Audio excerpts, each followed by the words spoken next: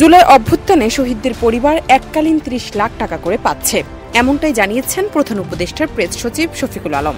বৃহস্পতিবার বিকেলে foreign service একাডেমিতে এক সংবাদ সম্মেলনে তিনি কথা বলেন। শহীদ যারা হয়েছেন তারা ৩০ লক্ষ টাকা করে পাবেন তাদের ফ্যামিলি।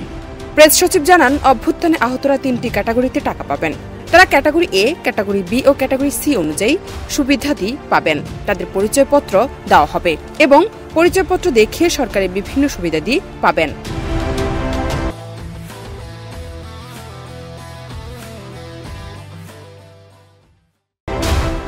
শফিকুল আলম বলেন, ৮৩৪ জন জুলাই শহীদদের তালিকা গেজেটে প্রকাশিত হয়েছে। তাদের পরিবার ২০২৪-২৫ অর্থ বছরে জাতীয় সঞ্চয়পত্রের মাধ্যমে ১০ লাখ টাকা এবং ২০২৫-২৬ অর্থ বছরের জুলাই মাসে জাতীয় সঞ্চয়পত্রের মাধ্যমে ২০ লাখ টাকা পাবেন। এছাড়া শহীদ পরিবারকে প্রতি মাসে ২০,০০০ টাকা করে ভাতা দেওয়া হবে। প্রতি শহীদ পরিবারকে প্রতি মাসে ২০,০০০ টাকা করে ভাতা প্রদান করা হবে। অন্যদিকে অতি গুরুতর আহতরা পাবেন ৫ লাখ টাকা, গুরুতররা ৩ লাখ এবং কম আহতরা পাবেন ১ লাখ টাকা করে।